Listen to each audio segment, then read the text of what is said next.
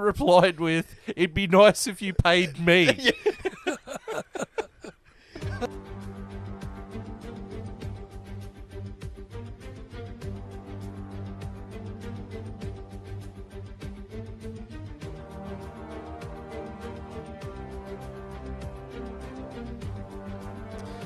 Hello there in internet land. This is the F1 Chat, the first episode of the 2023 season number 3. It's our episode in the newly rechristened the Oubliette stage here at Pipe Bomb Studios. And we're here to talk about all the stuff that's happened over the winter break. But I can't do this alone. To my left is a man whose new team principal is very snicky. And there's JB. JB, how are you, my friend? Yeah, I'm good. He wants to touch my feet. It's a bit awkward. Nah, good to be back, man. I love how we ended last year, and then within the space of a week, everything happened. Yeah. It's just like, oh, you boys are done for the year. That's great. Let's just flip the entire world of F1 on its head within 7 days of you guys ending, and you're going to have to remember what it all is at the start of next year. You know what I'm going to have to do? Is in post, I'm going to have to edit in like a previously from last year little thing and put that at the start of this episode. Yeah. Previously on the F1 Chat. Everything was normal. And then a week later, nothing was normal. Right. And then sitting to my right is a man who... he's a man. It's Longhorn. He's a man's man. I am. Sam. It was his birthday yesterday at the time of recording, so happy birthday for yesterday. Thank you. I am well. I hope you boys are ready to let me know everything that's going on, because like JB just said, he's pulled up stumps last year and bam, the F1 world went mental. So this show is going to be just as informative for me as it is the listeners, I think, just trying to recap everything that's going on, because there's so much I'm sure I forgot. It has been one of the busiest winter breaks Ever. In a very long time, at Ever. I least. can't remember the last time a winter break was this busy. Yeah. I mean, just the amount of team principal moves. Yeah, it's crazy. For a start. Yeah, that's just one part of it, like... Add to that, like we've had team principals change, liveries got released last week. We've got testing. I think testing is next week, as well as the new season of Drive to Survive. It comes out on the 24th. Couple days. Keen for that. Which is the same time as testing. But here in Australia, we can't watch the testing. Apparently it's going to be on F1 TV, so I've got F1 TV. But not in Australia. Pointless. Yeah. Pointless. Damn it. Is there going to be like maybe something on YouTube at all? No, they're not allowed to stream it. No. Because You have to find an illegal stream like it's the UFC. Yeah. Pay-per-view testing. Yeah, right. But apparently the head of Foxtel is in talks with Sky Sport to get testing for next year. Unfortunately, mate, that's a year too fucking long. You should have had this shit sorted out now, sunshine. Yeah. Too late. Too busy, focused on trying to get AEW on ESPN to worry about the people who watch a real sport. Fucker. Well, Tell us how you really feel. Actually, I might as well say it now. Like last night, when we did, I edited and uploaded the Stop the Damn Match episode of our wrestling. Which wrestling for one. people listening is JB and Phil's other podcast. Yes. So I uploaded it onto YouTube, and YouTube sent me a survey to do as a content creator. And we do create content. Is that what we're classed as now?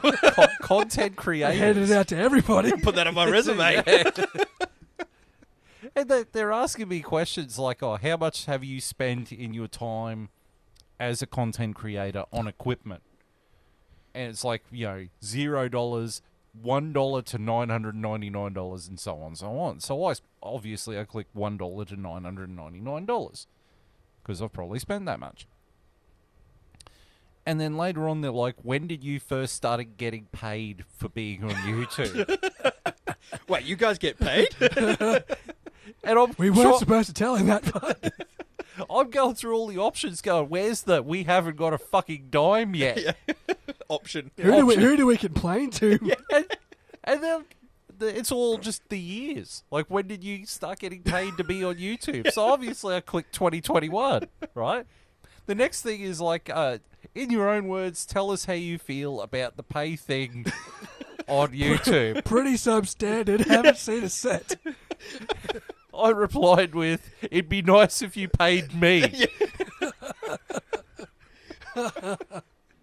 I haven't heard anything back. God damn it. YouTube, pull your finger out. Pay the little guy. Creators. We are content creators. We are giving you our all. Give us our YouTube platinum plaque thing, That's it, like yeah. you give to PewDiePie and 10 listeners. Yeah. Yeah, I want that. I want that YouTube thing on my wall. That'd be cool. Yeah, That would be well, pretty cool. no, it'd be in here. Yeah, it'd Yeah, well, in the, in in here. the studio. Yeah. In the I'll Butt send Bum you a Studios. photo of it. Yeah. Yeah. Hang that on your wall. A photo of it in here. I don't care about.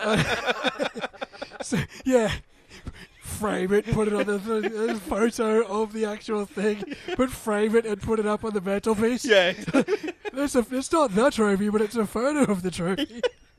That counts, right?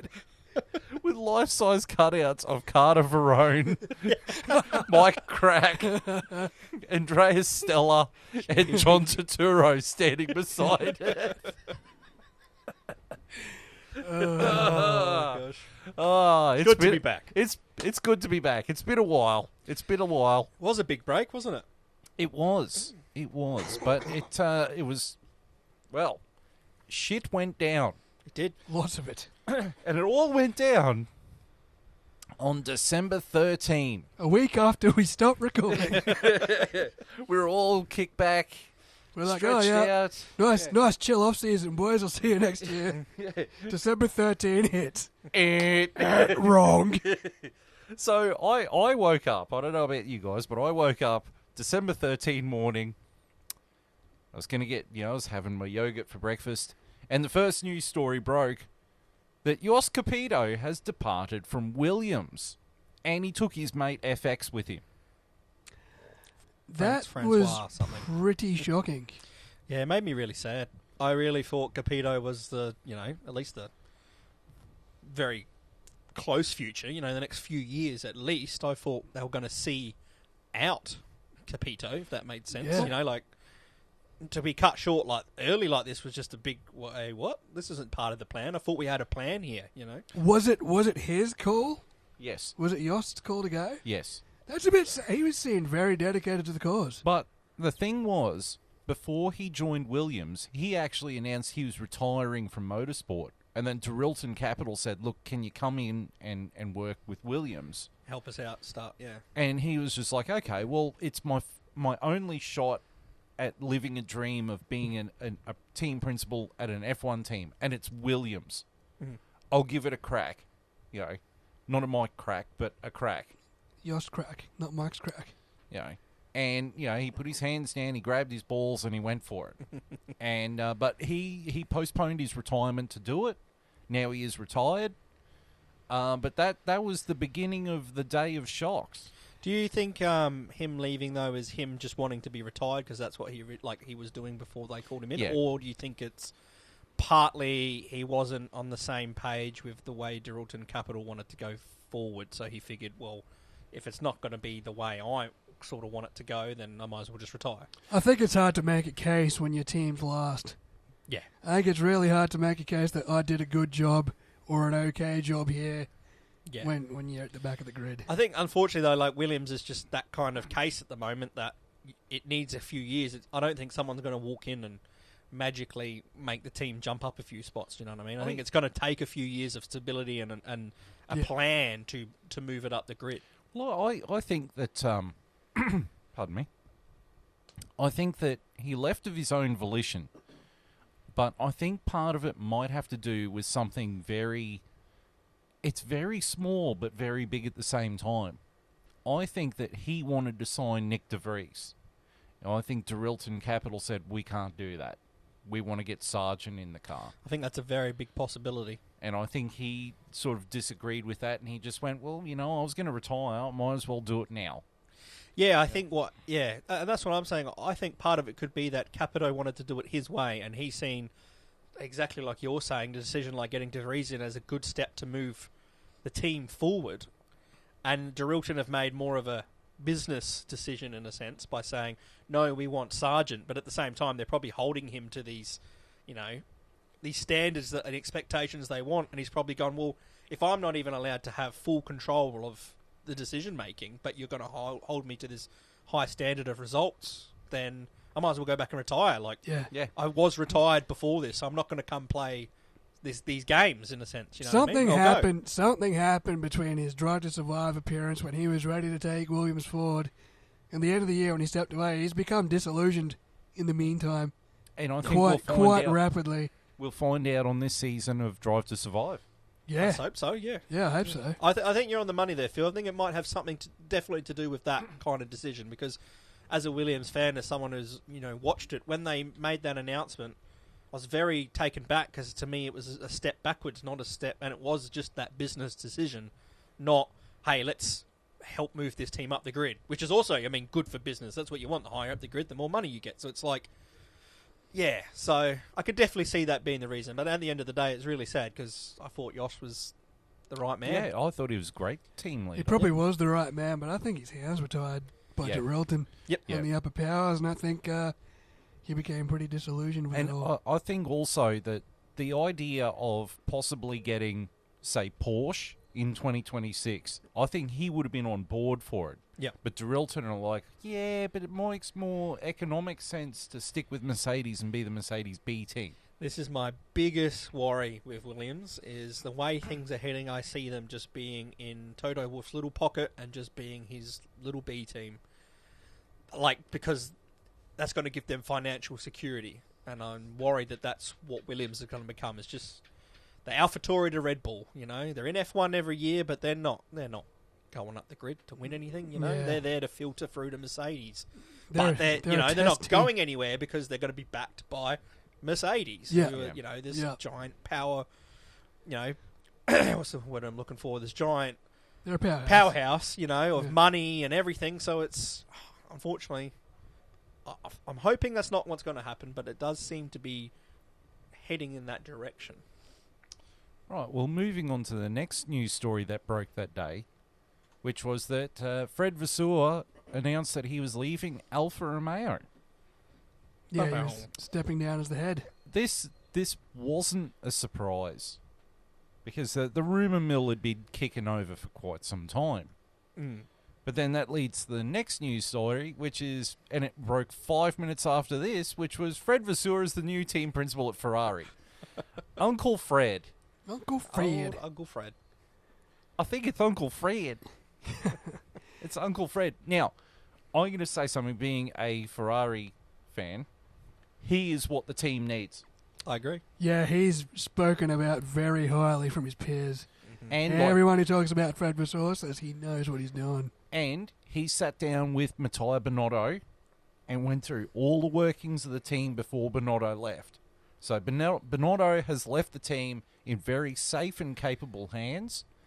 He is not a bullshit artist. He's a straight shooter. He'll call a spade a spade. He won't fuck about. He's not Italian Harry Potter. If something's not right, he'll call it. And that's exactly what they need. And I don't think he's afraid to lop heads off.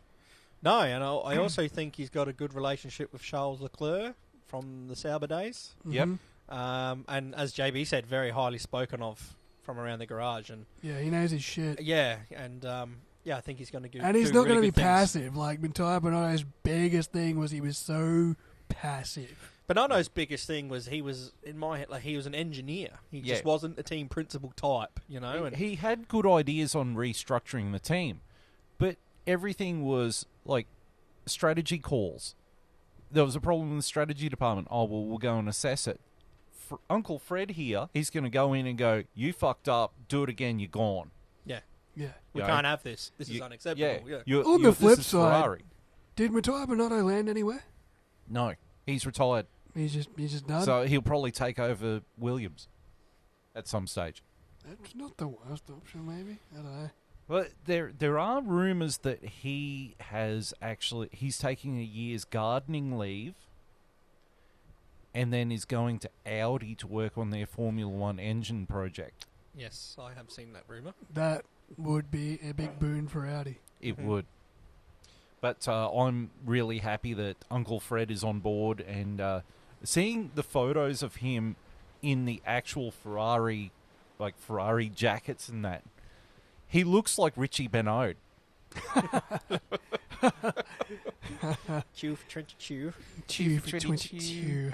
Like you're waiting for him to have a beige suit with a lavender shirt or something, But no, I think he's a really good coup for Ferrari. He's what the team really needs, and he'll point the team in the right direction. Hopefully, fingers crossed. So the next news item that broke about 20 minutes after this one was that Andreas Seidel has left McLaren, is now the CEO of the Sauber Group. Huge get for Alfa Romeo. Yeah, Sauber. he was always earmarked for the Audi project. I just didn't think it'd be this year.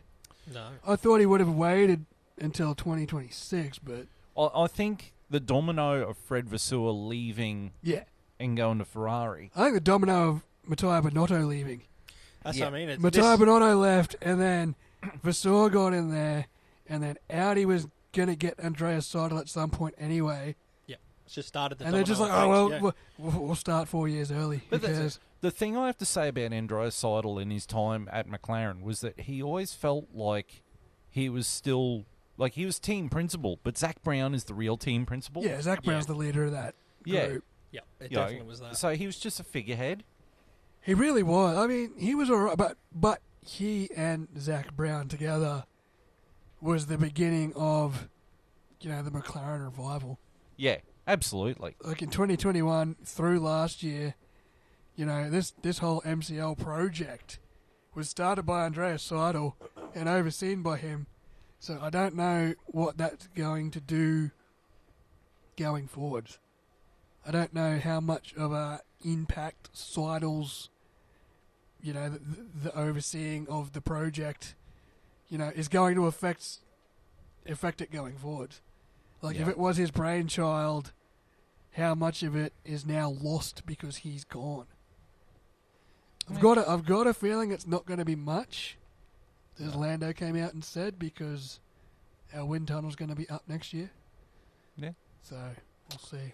Which then brings me to the next news item, which is John Turturro is the new McLaren team principal. He's very snicky. He wants to touch your feet.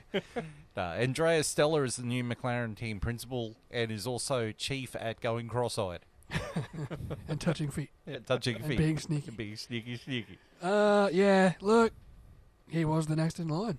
I don't see him as any more of a team principal than I saw Andreas Seidel. Well, I think it's going to be the same dynamic with Zach Brown. He's just going to be the figurehead. Yeah, it's just next man up. That's it. Although he does have experience with Ferrari. He's He's been very around a long experienced. time. Yeah. Seidel was too. And I'm not going to say that I'm not upset at losing Seidel. I was quite upset at losing Andreas Seidel. I had a lot of respect for him.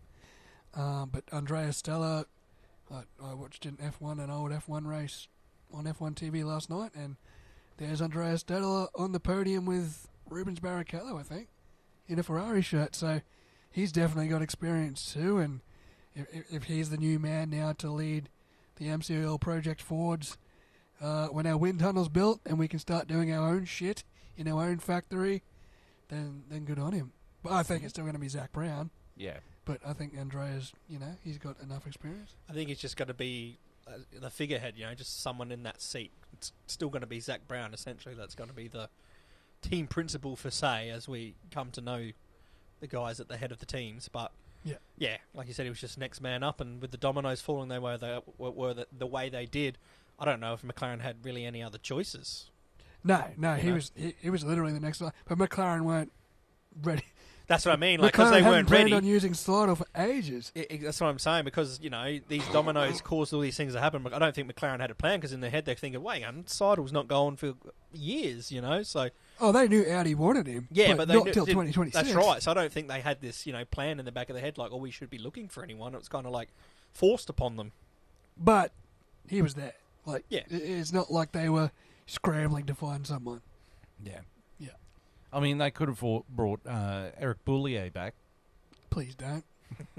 he wasn't that bad. He wasn't that. It's just the period he's related to was Yeah. bad, but he himself wasn't that bad of a team. I mean, when he was team principal at Lotus, he did really well. Oh man, that was Romain Grosjean's best year. 2013 Him and Kimmy. Him and Kimmy at Lotus, yeah. And then he went to McLaren, and the whole time, no offense, but he had Ron Dennis's arm up his ass. Oh yeah, absolutely. You know, And then he had- it was the bad version of this, and Yeah. Eric Boulier took the blunt of the took all the shit. He took all the shit from yeah. And also Fernando Alonso. And so the next news item was that Mick Schumacher has joined Mercedes as a reserve driver after being dumped from Haas and leaving the Ferrari Academy. Yeah. That happened very quickly. I've heard a rumour as well he might be earmarked for Audi in the coming years as well. Yeah, there's Yeah, that. they're chasing him. Or he might be, if Hamilton retires, he's going to replace Hamilton. He's also the reserve driver for McLaren as well. He was in the tech centre yesterday. Yep. Yeah, he's in the driver pool that McLaren's got. Yeah. He's probably in the driver pool for Aston Martin too. He's probably in the driver pool for Williams. Yeah, if Hamilton ends up retiring, I definitely see Schumacher taking the roles unless they make a play for Lando Norris. But Apparently, That's all gonna see what Lewis happens. is negotiating a new contract yeah, I was going to say Lewis wants to be around for for a long time. another so. couple of years Mm. onto his current one, which is already, I think, 2 years. So he's going to be... His next big contract will be around about the time of the engine regulation. So Yeah. Then the next news item was that former Mercedes strategy department head, yeah. James Vowles, is Yeah. now the new Williams team principal. Jos Capito leaving was like a shock, but James Vowles a good get. Yeah. Yeah, he's been around the Mercedes system for ages. Yep. He was there at the start of the turbo hybrid era. Yeah. When Mercedes started dominating. He He was behind it. He came in when Mercedes dumped money into Brawn and bought Brawn out, and it became Mercedes. Yeah, So he's been around. He's since been around the day paddock one. for ages, and he's very good at what he does.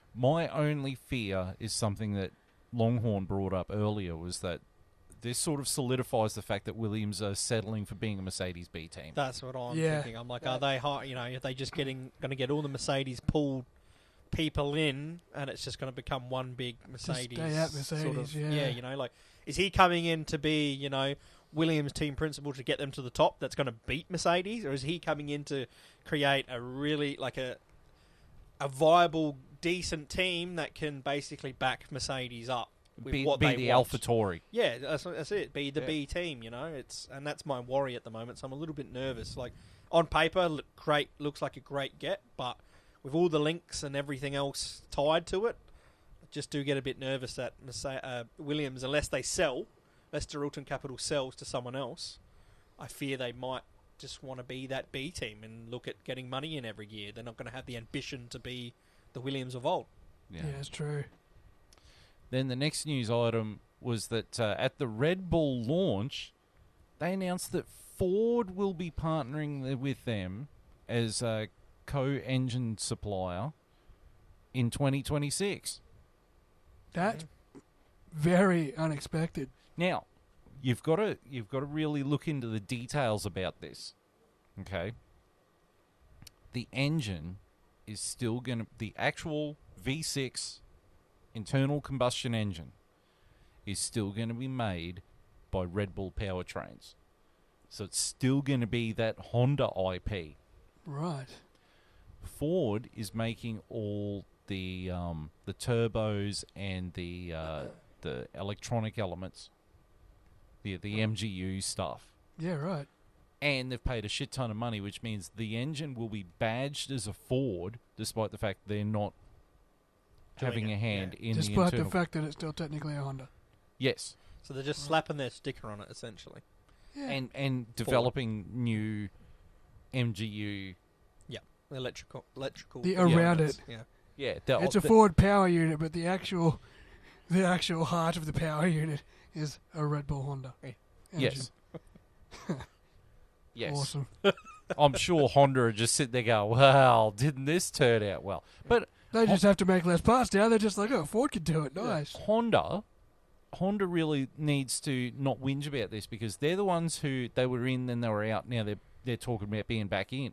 Yeah, like make your mind up. You know, you put them in the position to do this, and I mean Ford's got the Ecotech technology. Oh yeah, they've had it for ages. So it's a really good get for them. Honda really didn't read the room very well when they pulled out. Like they pulled out in a year where they won the championship, and for some reason didn't have the foresight to see how big Formula One was getting at the time. Well, they pulled out at the end. They announced they were pulling out at the end of 2021 because of COVID and all of that kind of stuff. But they announced at the end in the 3/4 of the way through 2020, and then 6 months later, after they made that announcement, the CEO of Honda was ousted, and a new guy came in, and it took him a few months, and then Honda powered Max Verstappen's winning the championship in 2021. And that new CEO was just like, I think we've done a dumb decision here. Yeah, we need 100%. to get back in. Everyone's trying to get into Formula One now, and Honda were there. You know, that's why I'm saying they didn't read the room well. They were already in at a time where, you know, you could say like Formula One was lower than it is now. Not that it was too low, but it's just grown exponentially since. Now everyone's trying to get in. Like, and the worst thing is that the facility they had in England to develop the Honda power unit, they sold it and half their staff that were working on that power unit to Red Bull. So they don't even have any of that. So now if they want to get back in, they have to build another facility. Because Red Bull owns their old shed. And they're going to have to probably, obviously, because now Ford's pairing with Red Bull, who else are they going to jump on? You know, they're going to have to try and pair with someone else, and they're not the championship team they had. Like, no. So, yeah. But we'll get So to they that move, soon. Honda. We'll get to that soon. But I think the Ford return is a good... Yeah, A the good- more- the more Shame the it's not merrier. a DFV Cosworth engine, but Cosette. you know, It's a Cosette. it's not a Cosette, but you know, it's something. You just want it so that they could put it in the back of a McLaren Yep. and then have a driver in the middle of the wet Yep. slam his visor down while going, fuck it! Yep. The most beautiful car, the M23, What's that about the Ferrari? the MP44. That was a Honda though. Isn't that a music file? A video file? MP4. MP4? Yes. Right, and then the final news story was that Andretti, even though they're not in Formula One, have announced that they've got Cadillac as their title sponsor if they get into F1. Their title sponsor, but what's their power unit going to be? Until 2026, they're running Renault. I really want them to get in. Yeah, me I too. do too. I really want Andretti to get in. Everyone wants them in, other than the Other 10 than teams on the grid. Other than Gene Haas, he really doesn't want. Gene Haas is really against Andretti, And Toto But- Wolff. but Zach Brown's like, if they pay the entry fee, then get them in. Yeah, like every Gene team. Haas is like, oh, there's no upside to bringing in an 11th team. There's none. Like, oh, you just don't want to be 11th out of 11, do you? That's it. That's all it is. Jesus That's all it Christ. Yeah, no, they'll be 10th out of 11 because Williams will still be on the grid. Whoa, whoa, whoa. What annoys me with all these teams, for starters, we've been over it, but teams should not have a bloody say on the sport. It should be an over-governing, like FIA should be able to decide this. The FIA did bring out a guideline on entry, what Yeah. you need to do. Yeah, And if you tick those boxes, you should be in. And what annoys me with all these team principals whinging about, oh, it's going to dilute the pool of winnings and all the rest of it. It's like, if they're going to bring, like, this is the time to grow.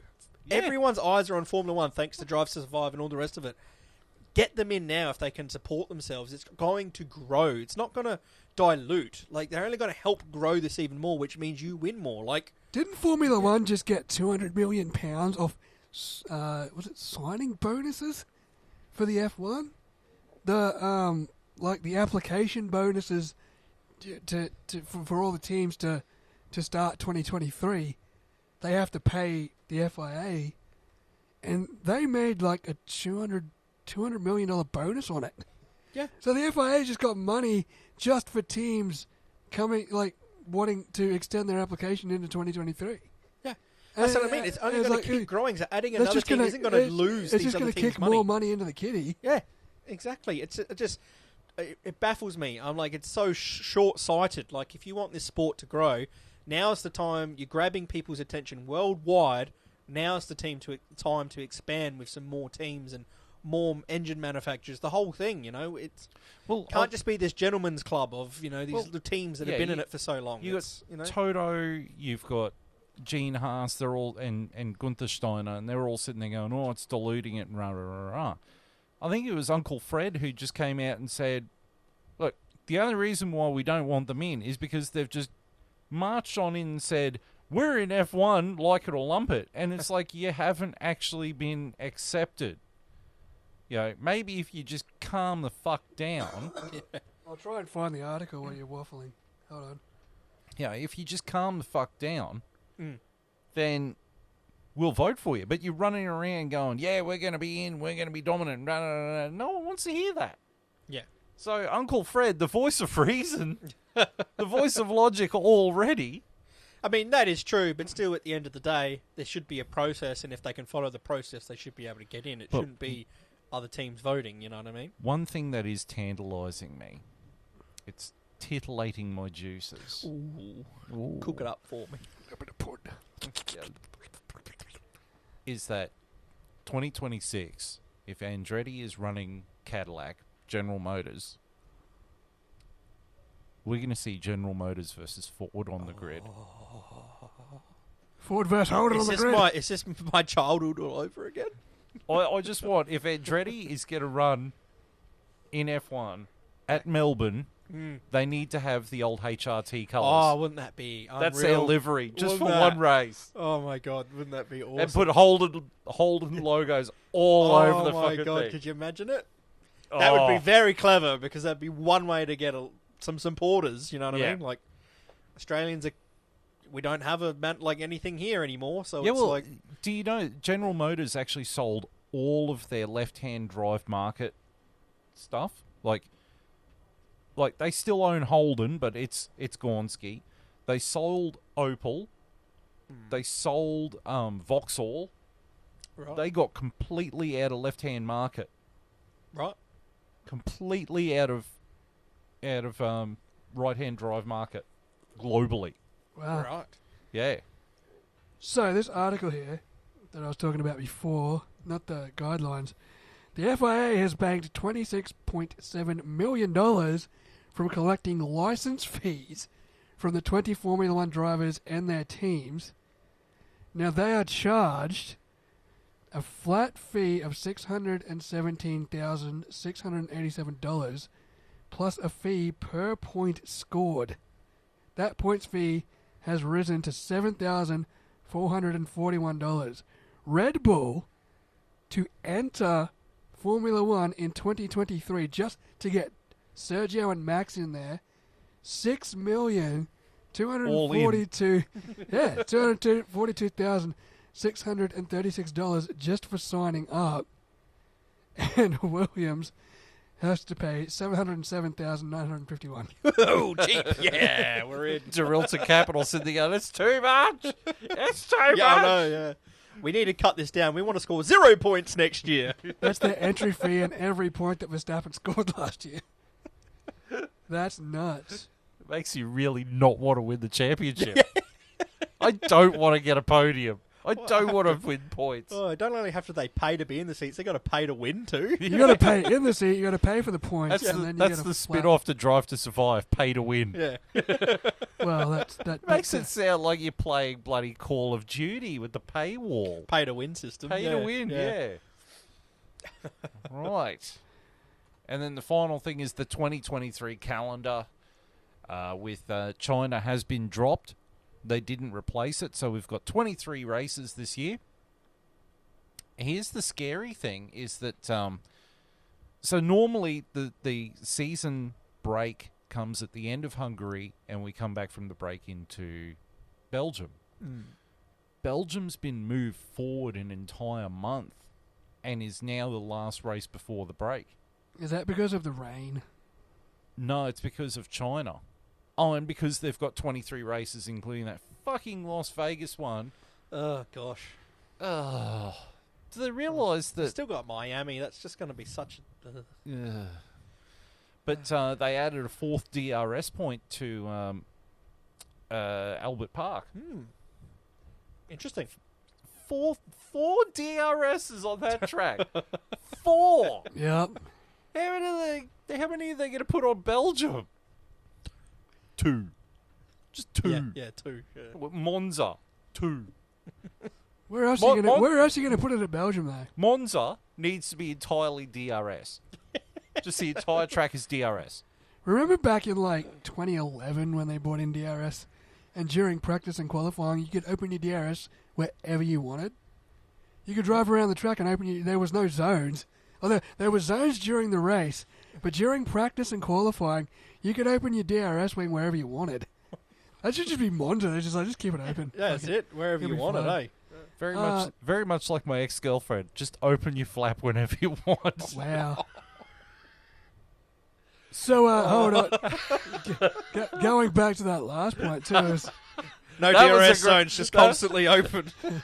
That was a great segue back to the cleaner part of the episode. well, the cleaner part of the episode was the FIA has mandated there's going to be a 12-team cap on the sport, which means we can get 2 new teams into Formula One.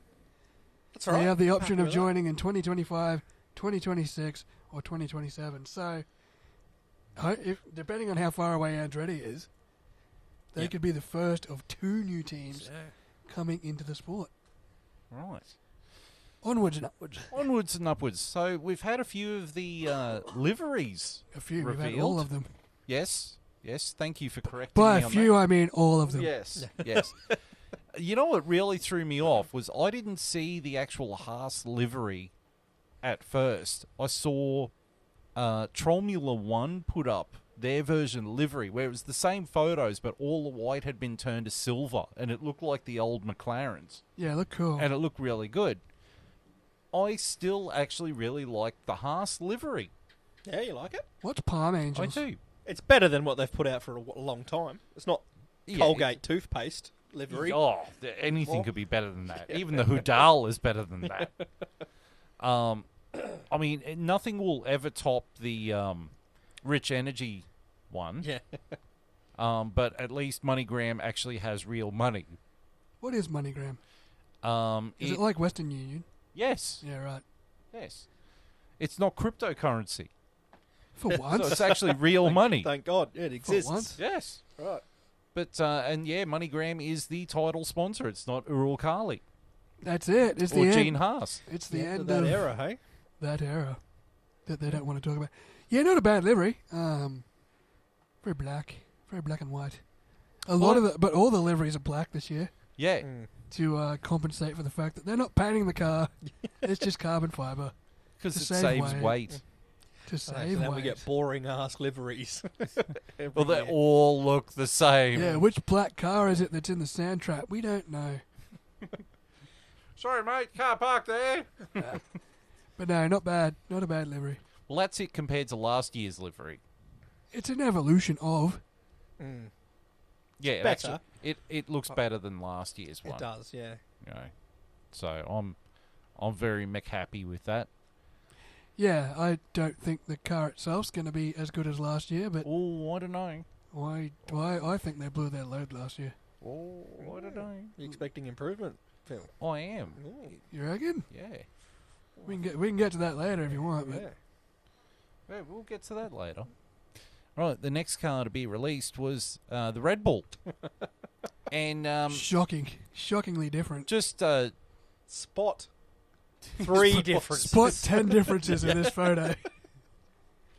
Wait. it's got the proper Honda logo, not the HRC logo. Get used to that because in a couple of years it's going to be a Ford logo. Yeah, that's about it. I think the Citrix logo on the front is gone, replaced by something else. Yeah, because Citrix. Oh, It's Rocket. oh god. Rocket now, not Citrix. Oh, really? That was Williams' old sponsor, Rocket. Yeah. Yeah, right. Yeah, but yeah, I think And- Citrix was cryptocurrency, wasn't it? There's a lot of Or is it- cryptocurrencies that aren't on the cars anymore. Yeah. Yeah, because Mercedes finally don't realised have it's not FTX. They No, went but bankrupt. Mercedes does have a new sponsor this year in a sponsor that was on the Ferrari last year, Snapdragon. Yeah, right. Yeah. I just noticed Red Bull's changed their apparel supplier. They're not with Puma anymore. They're with Castore. Oh. The same people that supply McLaren's clothing. Oh. There you go. Yeah. Right, moving right along. Williams. I like the blue on this. The neon blue. Yeah. Looks nice. I like the Duracell bit. Yes, that's. I love the that, Duracell battery on the airbox. That's brilliant. Yeah. And I love the wheel covers. Yep. I Yeah. love that the teams actually did something with the wheel covers this year. Probably better. Yeah, I like them too. I reckon they'll get used to this livery because they stole Golf as their sponsor from McLaren. Golf. Yeah. Is Rexona a sponsor again? I don't see it. I don't see many sponsors on there. No, I don't either. I'm just guessing from the colours. I remember when they've had Rexona before, they've had those colours to the red and the... I don't think so. No. I don't see Well, the right. I don't think Rexona so. tick I've seen anyway. something that's not there. Yeah, no. Yeah, it must be. No, but they got Golf as a sponsor from McLaren. Hey man, if they run the Golf livery that McLaren ran that year in Monaco, that looks sick. Yeah. I think that's what's going to be their livery next year. So Golf's going to be their title sponsor, you reckon? Possibly. Oh, Yeah. that's I think exciting. Dorilton Capital will still be their title sponsor. It's Yeah. either them or Mercedes. But Unfortunately, I like will be, yeah. I like the Duracell battery. I like the wheel thing. covers. I like the Duracell battery on the airbox. Yeah, it's definitely grown on me. I'm going And to I say like it is the- better than last year. I like the blue. I really like Yeah. the shade Yeah. of blue. Yeah, I like the... Yeah. Yeah. Well, compared I do to like last the- year's car, like last year's car was actually quite nice, but I like it being a lighter blue. Yeah. Yeah. It just sort of pops a bit more. Yeah, 100%. But yeah. So the next one was the Alfa Romeo. Yeah, I like this livery. Oh like yeah, this. I I love it. really like this livery. The I know it's black because it's bare carbon, but still. It looks better than white. the one thing for me is it does bear a striking resemblance to last year's Ferrari. And To this the- year's Ferrari. It's a Ferrari. Well, look, to be fair, this is the beginning of Audi. Red Well, and black are going to be Audi's colours. So, Yeah, but Audi's racing colours are like fluorescent orange and grey. are they? Yeah, Really? yeah. Interesting to see that change. Whereas this is the last year of the Alfa Romeo sponsorship. So next year, I think they're going back to Sauber's blue. So you're going to have another blue car on the track. That'd be a change from all the black carbon cars. And the blue cars. Yeah, I really like this livery, though. This Yeah, is a really good livery when it... It's probably a top 3 for me. Yeah. And they lost Orlan. Yeah, Stake's their new title sponsor. Yeah. But they've still got a cryptocurrency, Crypto data, yeah. crypto data.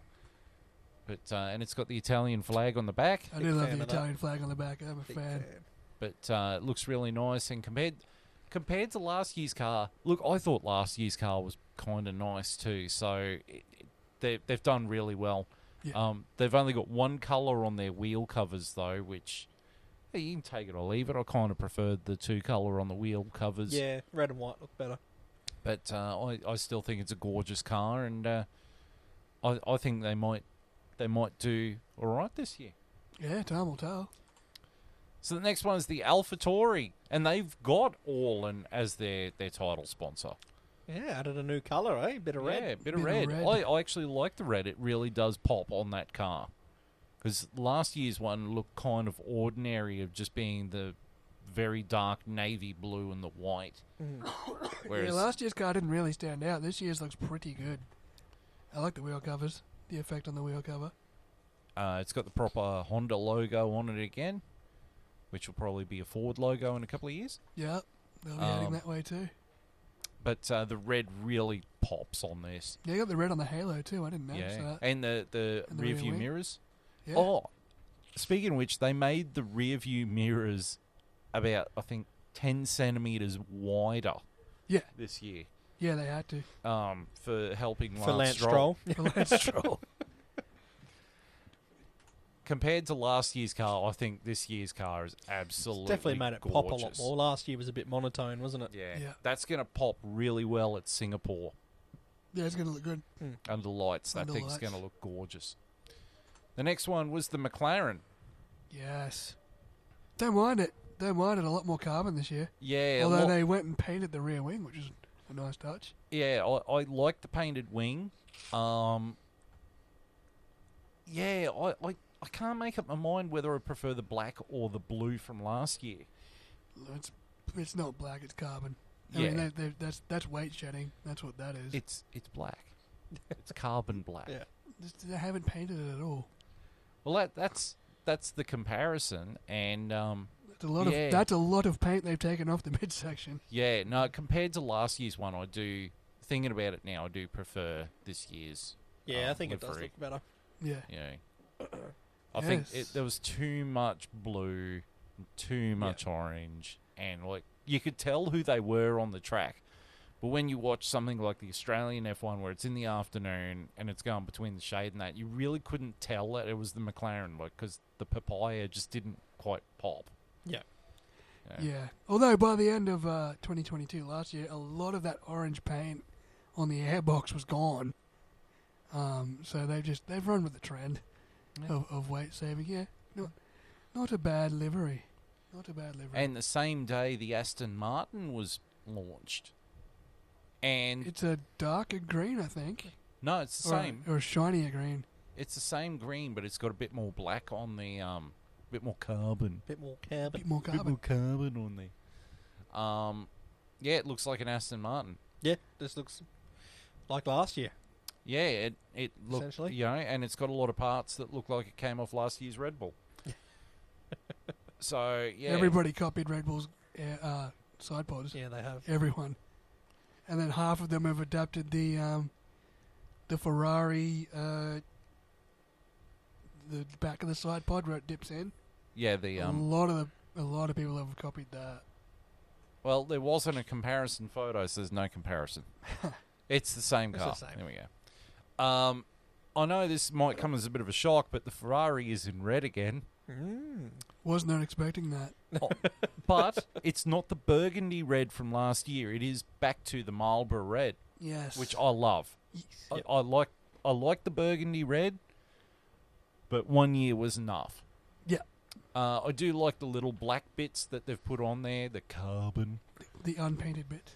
The only gripe I've got, and like it's not a serious gripe, I love the old school Ferrari logo on the back, on Yeah. the wing. It needs to be yellow. Yes, if it was yellow, it would just make this car. Yeah. But I think that this car is absolutely gorgeous. It is a very, very well presented car. And they shook it down at Ferrari. Yes, straight after Straight up. And everyone's like, wow. You And never see that. the motor on that thing sounds like an absolute beast. Yeah, they and reckon it's- it's got more horsepower than last year. It's the same motor as last year, but last year they had to turn it down because of reliability issues. This year, Fred Vasseur went, I want that thing at 110%. Has it got bigger turbo on it too? I don't think so. Oh, really? Weren't they up in the turbo size? I thought they were, but no one knows for sure. Yeah, well, we'll find out in Bahrain. But he reckons they've ironed out the reliability issues. Fingers crossed. And they're going to turn the wick up to 100. If that thing was the fastest engine last year, but they had to turn the power down, and because of the homologation rules, they're not allowed to upgrade the engine unless it's for reliability purposes. And so they got to tweak stuff for reliability purposes. Same with the Renault engine. That thing is going to be a weapon. I guarantee it. That car with that engine is going to be a weapon. Oh, yeah. Oh, yeah, if they can run it at 100%. And then you add the fact that you've got Fred Vasseur, old Uncle Fred, and he's going to stomp out all those bad strategy decisions. You got something. I don't know what, Look, but you've man, got something. if Charles Leclerc can stop melting like a chocolate bar under pressure, you've got something. That's Yeah. it. That dude can't be crashing out of the lead of a race untouched. Under no pressure other than himself. Yeah. Well, I mean, there's the comparison from last year to this year, and This year's much nicer. Just like yeah. you said, if it had that yellow on the back, it'd probably get the tick It would as just the best pop. livery for me. But Yeah. it's those small little things that pick them apart, you know. But it's I very mean, nice. The Burgundy served its purpose last year. I with the agree. 75 years, but Yep. now we're back to Marlboro Red. Yep. Then we had the Mercedes. Yeah. Yeah. Not gonna lie, I was Yeah. genuinely surprised to see the black back, but they I'm made for it work. Yeah. It kills me to say, but it's probably my favourite. Yeah, livery me this too. year. I was like, oh, I think they got it. Yeah, they nailed this one, I think. And the sheer thing is, that's mostly carbon. Yeah. Toto Wolff's like, he came out and he's like, oh, the DNA of the black livery originally was to stamp out racism. And then later on he's like, but in actual fact, a lot of that's carbon and matte black paint. Saving weight. because they're under the weight limit now and they're going to use to get back to the minimum weight limit of, what was it, 1,795 kilos. So they're going to use the weight that they've lost, they're going to use that as ballast to balance the car. Yeah, but apparently the official thing is that car was severely overweight, and that's why they had to go with carbon and strip everything off. Yeah, that's basically what Toto admitted. Yeah. He's like, well, the DNA of the original car was racism, but this is just carbon and matte paint because we're overweight. I also did notice that They didn't even paint the Ineos airbox red either. It's That's got red around the outside of it. Does it have red around the outside of it? Yeah. Is there another angle? They've got the Nicky Star up there. Yeah, but the last year that whole Ineos section was red. Yeah. So they've definitely. I do like that the driver number is a different colour. Like Yeah, it's it's yellow. fluoro, now you can see it. Yellow for Lewis and fluoro green for George Russell. Yeah, I'm a fan of that. Yep. I mean, it's not quite the Ferrari livery, but you know, it'll be I don't alright. know. I think it And there pops. was no comparison because I mean, one's black, one's silver. One's got paint on it and one's got no paint on it. Yeah. Then we get the Alpine. So the first three races, it's going to be the Pink Panther. It's going to be running the all-pink livery of BWT, Yep. which will be Bahrain, Saudi Arabia, and Australia. Same as they did last year. Yeah. Yeah. Yeah, the pink is a bit much. The pink's always been a bit much. Here's my take on it. It is a bit much, but I prefer it over that. I prefer that. I Really? prefer the blue. I kind of feel like if you're gonna go for it, go for it. Like, to me, pink isn't a great colour for Formula One cars, but Hey, Part Force of me India is made like- it work for a while. yeah, but that's what I mean. I feel like just go for it. Like, Oh, yeah, don't no, I like the blue on yeah, it. you like it mixed with the blue. I think it Yeah. needs more. Yeah, it's too much pink. Yeah. It's all pink. Mm. At least this is blue and pink Yeah, and carbon. Yeah, but you like the pink because it reminds you of Natalia from WWE. Yeah, of course. But of course. Yeah. But apparently the Alpine, so they fixed the water pump, which was the main issue because they was running so far behind with engine development last year that they didn't fully quality test the engine. right. That's why the water pump kept failing. Well, they fixed it this year, You want to hope so. and the car is so underweight that they've had to put ballast in it, but they can actually move the ballast around the car to affect the weight distribution. So on certain tracks, they can have it on the rear to more downforce or more weight on the back wheels. Yeah. Other tracks, they can put it up the front. So they've got more options, and they had to do that to make the minimum weight. Right. They'd be the only team to be that far underweight. Yeah. Which has got me worried about what's in that power unit. Not much, I guess. But To be fair, the Alpine engine was the fastest in a straight line at a few tracks last year. yeah, but that was also the same time that Ferrari had to turn theirs down. Yeah, So we'll see. I think there's something in this goat, though. There is something in this There goat. was something in that goat last year, and Yeah. you know the amount of times Fernando Alonso dropped out of the top 10 because the water pump broke. Yeah. If they can eliminate that, they're going to be. Yeah. It's going to be a hard challenge for McLaren to keep them. But the comparison compared to last year's livery, I like this year's livery better. yeah, it's got a bit more carbon. Yeah. Carbon, less carbon pink is is the definitely key better. word this year, isn't it? It is carbon. It's snicky carbon. By 2025, every car's just going to be carbon. That's it. It's just going to be carbon. Every car. They're all going to be black. Yeah. Like, how do we tell the difference? The only difference is everyone's going to have a different coloured number. That's the only way. Everyone's going to have a different coloured halo, and that's about it. Yeah. So for me, the most striking livery was I'm going to go with the Alfa Romeo. Nice. That for me, that was the best livery this year. Yep. Followed very closely by the Ferrari. How about you, JB? What did you think was the best livery? It wasn't really a livery, it was just carbon. The Mercedes was great. I really liked the Mercedes going back to black. Yep, I have to say the same. For me, it's the Mercedes. Okay. Right. The Alp Followed by probably the Alfa Romeo was good. Yeah. We had to go on consensus P2. It's the Alfa Romeo. Okay, well, what was the worst livery? Red Bull. I don't think the Alpines was that great. It's Red Bull for me. I mean, Red Bulls was the same. Because it's just the same. Red Bull you know? was just like, copy do and something paste. different, you know? Like The Alpines doesn't excite me too much.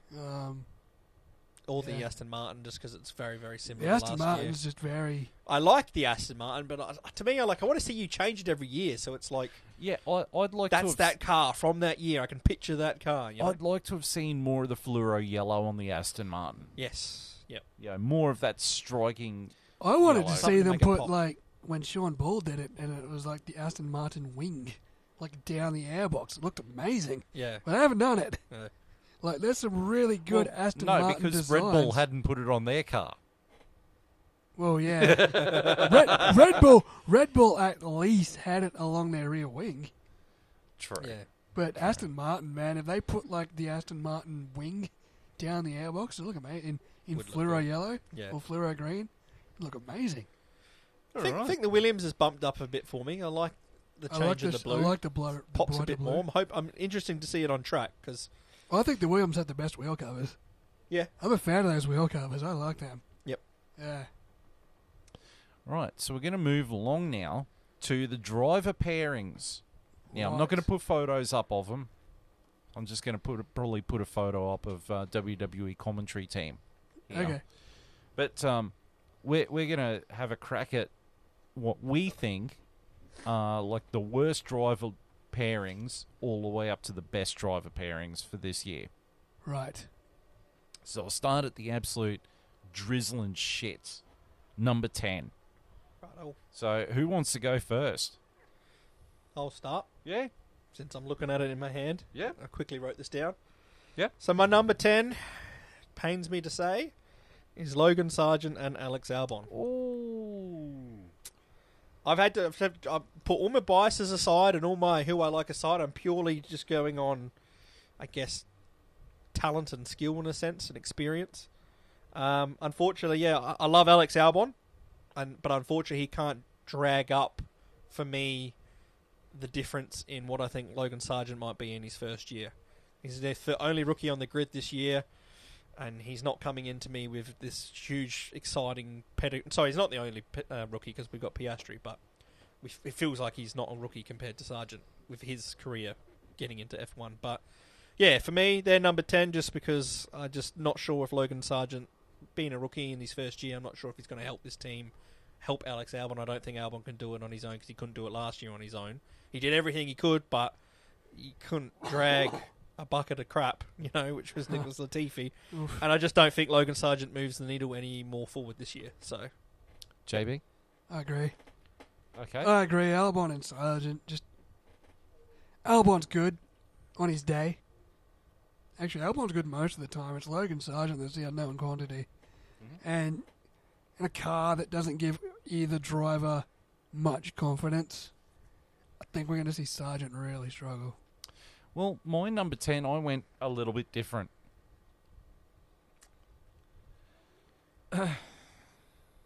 My number 10 worst driver pairing is Fernando Alonso and Lance Stroll because, my God, Lance Stroll.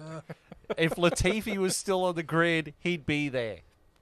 But Lance Stroll still existing, and you've got the has-been of Fernando Alonso. Yeah.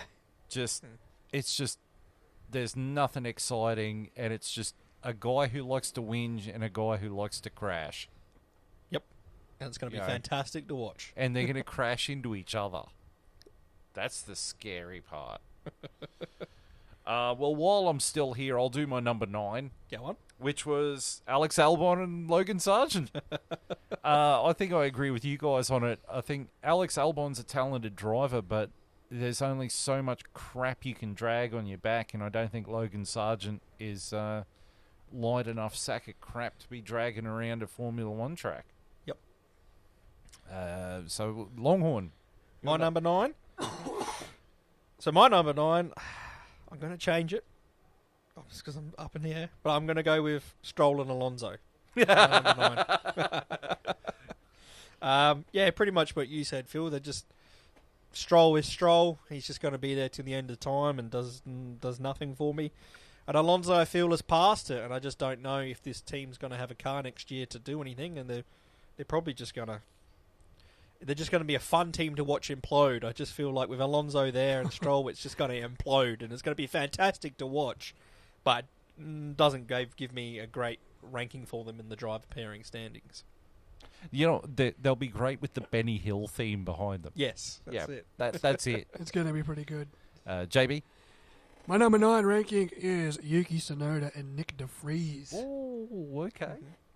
I think Tsunoda desperately needs to step up this year.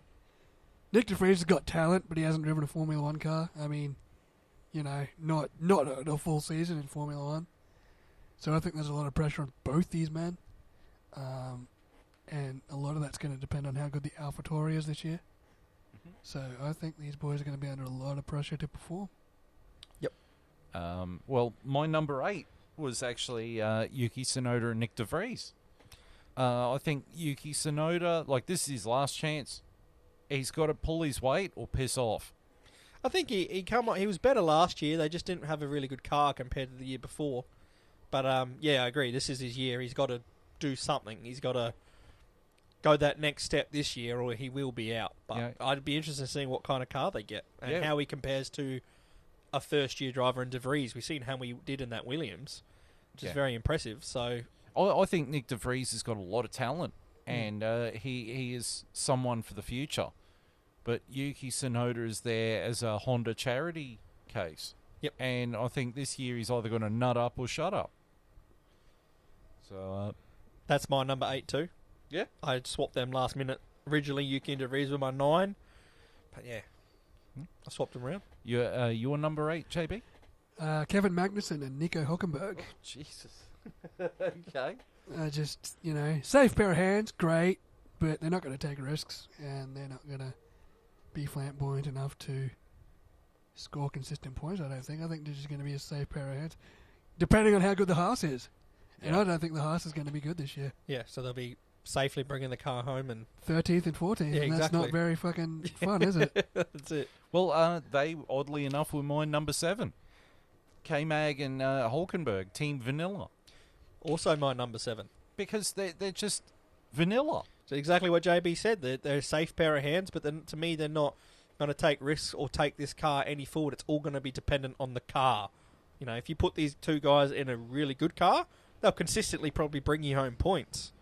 But they're not someone who's going to me, completely outdrive a car and get the most out of it. They're just going to, like JB said, just a really safe pair of hands. And I don't have a lot of faith that the Haas is going to be this kind of car that's going to be competing week in, week out for points. So to me, it's like they're just going to bring you won't have crashes. They're going to bring the car home safely in 13th, 14th. And yeah, bring the car home safely and keep it under budget. Yep. So what was your number 7, JB? Where am I at? Number 7. 10, 9, 8. Number 7, Valtteri Bottas and Zhou Guanyu. Oh, okay. I think Zhou Guanyu, much like Yuki Tsunoda, is under a lot of pressure this year. He's going to need to perform. And Valtteri Bottas, good and experienced, but he's on the backside of his career now. He'll never be... I mean, the peak of his career was being Lewis Hamilton's tail gunner. Yeah. Unfortunately. And I think the Alfa Romeo is going to be a decent car, and there will be a chance for decent points, but I just... You know, they're not going to be competing for podiums or wins.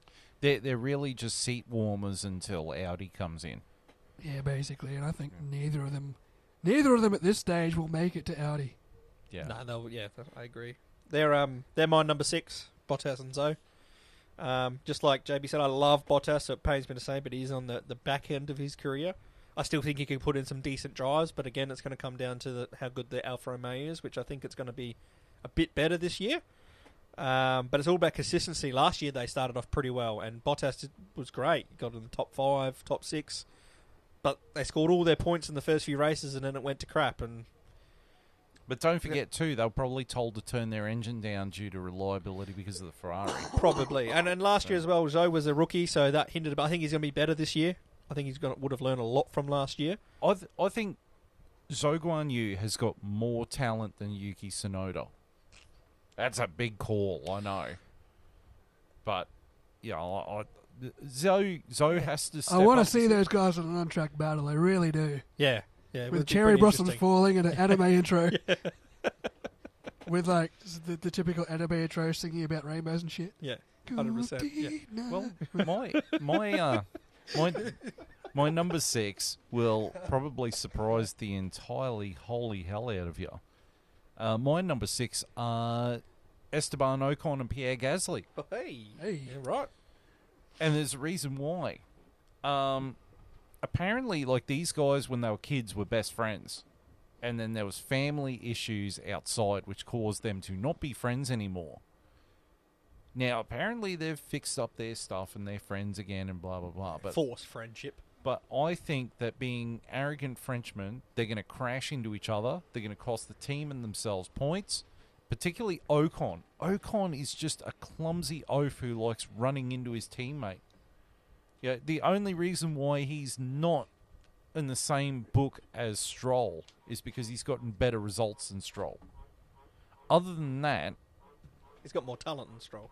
Yeah, true. Pains me to say, but yeah. But I just see them tripping over each other every 5 minutes. I think they will, yeah. Who's your number 6, JB? Lance Stroll, Fernando Alonso. Holy shit, you really rated them high. I do. Because Lance Stroll can drive in the wet, and he's put it on pole position before. And Fernando Alonso can still go. Like I said, a lot of Fernando's coming undone last year was the water pump. Yeah, but the amount of times he dropped out of the top 10 because of reliability. JB. Fernando can still drive, man. You don't have to admit it. JB, listen to me. If you say Fernando Alonso's going to do shit, he'll do well. We've done this. We've done this before. I know. Remember when we shat on Alpine and then he finished 3rd in Hungary? I know. See, that's why I put him at dead last. What, you want Fernando to win the championship? Yeah, you want him to do well. I don't want him to win the championship. No, he's not going to win the championship. Nah, this is fucking Larry Stroll will pull team orders orders and this make is him honest. step. Like, you shit on them if you have to, and this depends on the machinery as well. Yeah, they're a talented pair of hands, man. I just Lance can drive. I'm just still waiting for the. I feel like there's a drop off that's going to happen for Alonso, and I'm just not sure when it's going to happen. At the moment, you're right. I think he can still drive, but I'm just weary that we're going to get halfway through the season. I'm not sure if it's this year, if it's next year, but he's going to lose a little step. I feel he's gonna realize he's not in an Alpine this year. Or yes, he's going to be looking up the field. Yeah. He's going to be looking up at Ocon and Gasly and not behind. Yeah, and also he's going to look at he's going to be in that Aston Martin, and if it isn't perfect from the kickoff, he's going to bitch. He's just going to bitch and moan, and he's going to win through the season and just half-ass it. Yep. That's my great fear of Fernando Alonso, is he's just going to half-ass it if he doesn't get his own way. Which, I mean, I understand, but, you know, as a professional and getting paid millions and millions and millions of dollars, do your fucking job. Yeah. Right, well, who's your number 5, JB, while we're here? My number 5 was Esteban Ocon and Pierre Gasly. Oh, okay. They're arrogant Frenchmen. Yes, they've got issues, but they can both fucking drive. Yeah.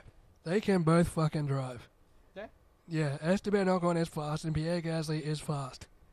And so long as they work as a team and be mature about it, in an Alpine, that is a good car when it's on.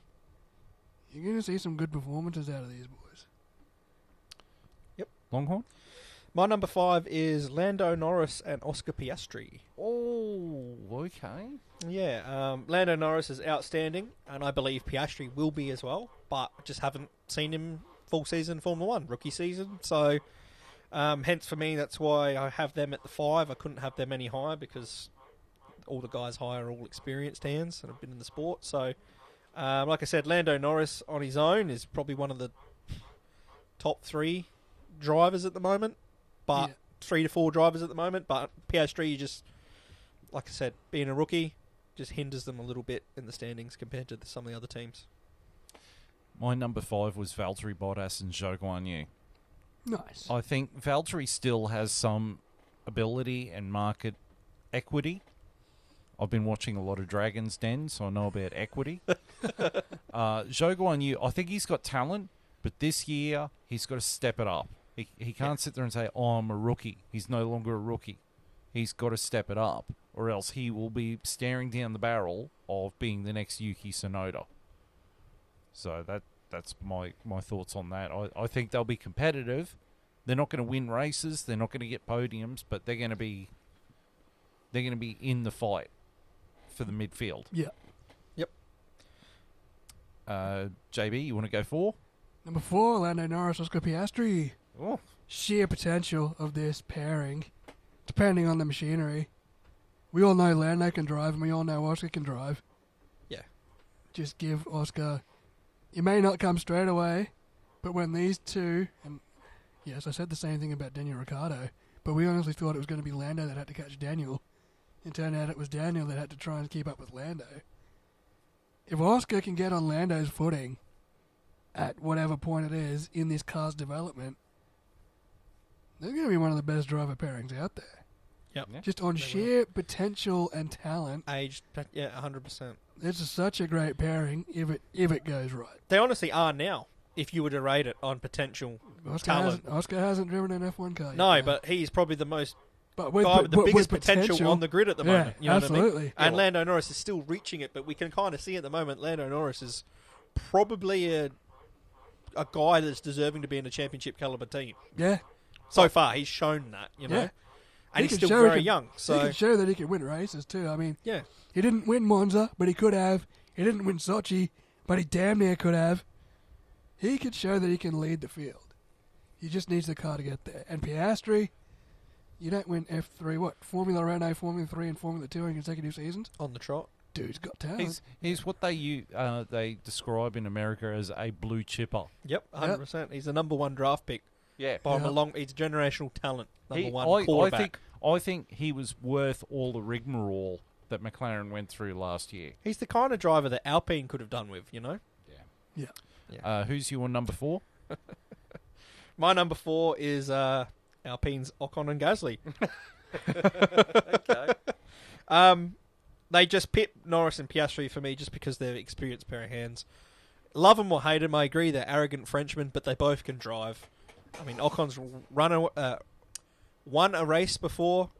He also beat Fernando Alonso last year. Take it as you want. I mean, we know Alonso had all the pump problems, etc., but at the end of the day, he beat him on points. He puts the car up in there, and Gasly's done. We've seen him do the same with AlphaTauri. So if the machinery they're in this year is better than last year, I'm excited for Alpine, not for them, but I'm excited for Alpine to see where it can put them, because I think they've got basically just a decent experienced pair of hands that it's all going to come down to the machinery, and what they get given is what they're going to get. Yeah. You know, they've got the pair of hands to match whatever car you give them, I feel. So that's why they're my number 4. My number 4 is going to shock everyone yet again. I've put George Russell and Lewis Hamilton. Really? Yeah. I think George Russell is on the rise, but I think Lewis Hamilton is in the twilight of his career. And he's competitive, but I just don't... He's not going to win a title. He's not going to break Schumacher's record. He's not going to get 8. No. He's not going to be competitive against Max. And what lets Lewis Hamilton down is something that Fernando Alonso pointed out at Spa last year, which is he can't go wheel to wheel with another car. He's so used to leading the race by country mile. He can't go wheel to wheel. He can't engage in battle. I think he shared a few times last year that he still can. But That's my opinion. I just think that Hamilton is on the downward, like he's on the twilight of his career. That's fair enough. And I think George Russell has got talent.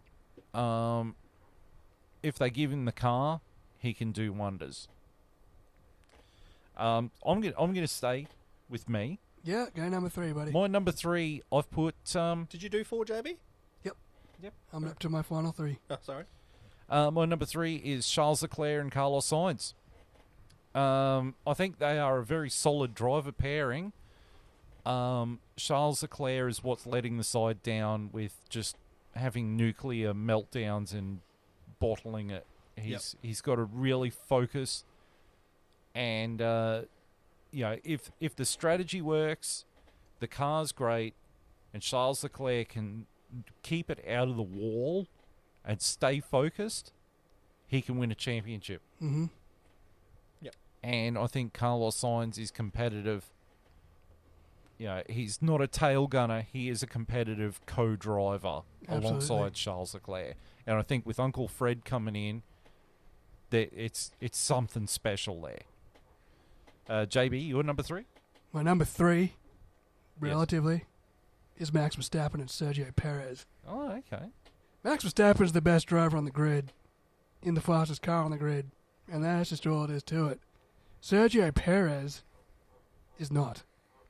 Mm-hmm. Yes, he did win Singapore and he did win Azerbaijan, but I think comparatively, compared to the other 4 drivers that I'm comparing him with, I think he's actually the worst of the bunch. I think he leaves a lot to be desired in terms of getting results when results are really needed. Max has definitely got a handle on the Red Bull better than Sergio does. I think as a pairing, they are number 3 for mine. Longhorn?